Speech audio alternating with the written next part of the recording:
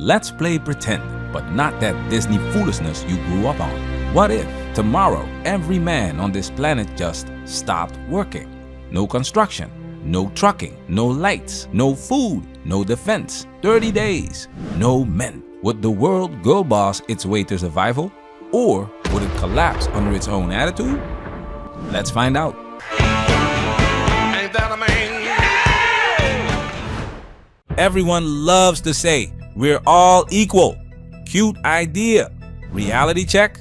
Infrastructure doesn't care about feelings. It cares about who shows up. Let's see who that is. 97% construction, men. 96% truck drivers, men. 95% utility workers, men. 92% military, men. 79% law enforcement, men. 93% trash collectors, men.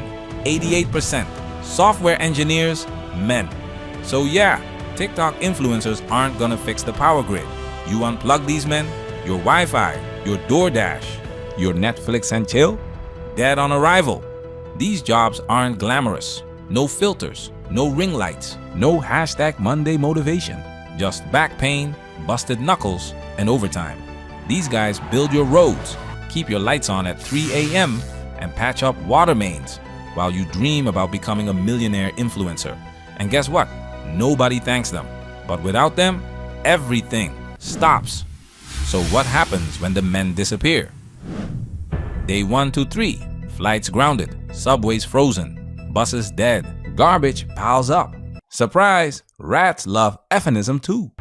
The president vanished, along with every male vice president, speaker, and senator. By law, the next eligible official steps in, and it's Pam Bondi, the Attorney General.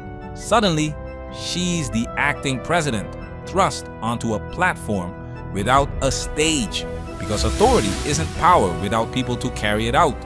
Meanwhile, Twitter lights up with hashtags. Hashtag he strike. Hashtag temporary kings. Everyone jokes about how women got this. Sure, don't believe the waste warning? In 1968, New York's sanitation workers went on strike.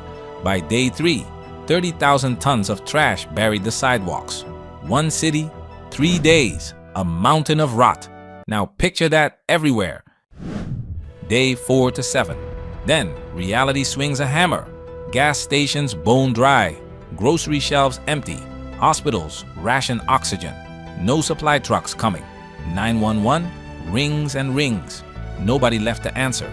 Meanwhile, the new president is live streaming hope speeches under flickering lights because no power crews. TikTok meltdown, Instagram meltdown. Your phone, a brick with anxiety. Here's a reality check.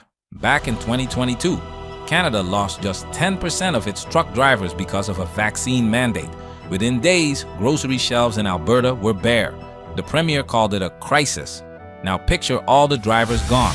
Not 10%, 100%, and it's only day 4.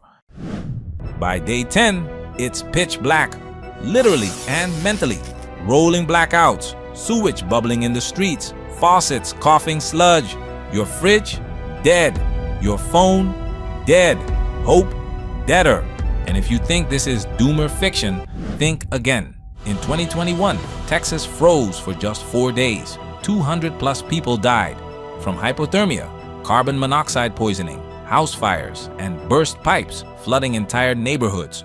One winter storm, one grid failure, $18 billion in damage. Now imagine the power never comes back on because the men who fix it aren't there. The same people who mocked the patriarchy are now bartering stale granola for clean water. Day 20. Society's mask rips off.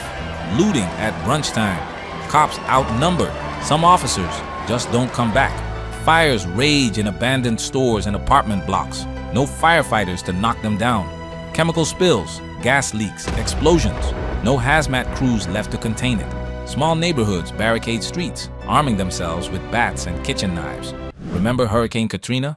Looters stripped stores bare while rescue teams risked their lives in waist-deep water.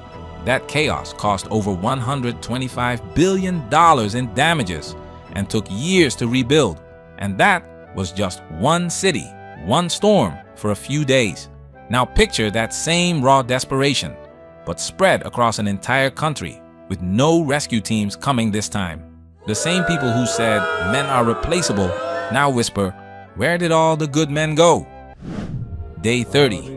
No power, no trucks, no water, no law. The rich run to bunkers, hoping diesel and canned beans outlast desperation. The rest huddle around candles in moldy apartments, whispering prayers for daylight.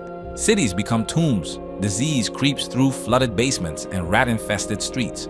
Bodies go unburied, just like during the 1918 Spanish flu, when so many died so fast that coffins ran out and mass graves were dug in city parks. In that pandemic alone, over 50 million people died worldwide, partly because infrastructure buckled under so many sick and dead. Now imagine a modern world. Phones dead, no heat, no clean water, no strong backs left to bury the fallen. Civilization didn't pause, it collapsed. And in the deafening silence, one truth survives. Comfort was built on discipline. Discipline was built on sacrifice. And sacrifice was built by the same men you forgot to thank. See, masculine labor built the modern world. Masculine energy keeps it breathing. In 2018, when California's deadliest wildfires erupted, over 8,500 fires scorched nearly 2 million acres, destroyed 24,000 structures, and killed more than 100 people, all while thousands of male firefighters, utility linemen, and helicopter crews fought day and night to stop them. No viral trends, just grit and elbow grease. If men stop working, the fantasy of independence shatters overnight, because hashtags don't unclog sewers, tweets don't fly helicopters into wildfires, and corporate suits don't run power lines through a blizzard at 2 a.m. Men do, the kind who show up, shut up, and carry it all while you scroll in comfort.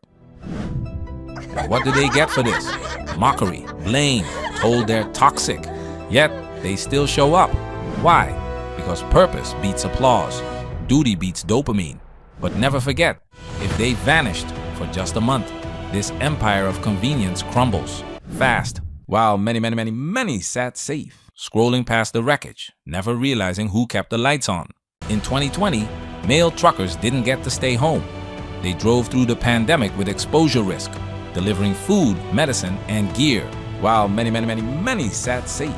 Freight waves reported on drivers facing infection risk at every truck stop, with no work-from-home option. Transport Topics called them frontline heroes, honoring the daily sacrifice that kept shelves stocked and hospitals supplied. So here's the moral of this not-so-fairy tale. Respect the foundation, or watch the house collapse on top of you. Men, stand tall, not bitter, not boastful, just aware. Because you're not just workers, you're civilization's insurance policy. Don't let anyone forget it. We men, ain't we? Shit. Man, we working. Protect yourself at all times. This video has officially been highlighted.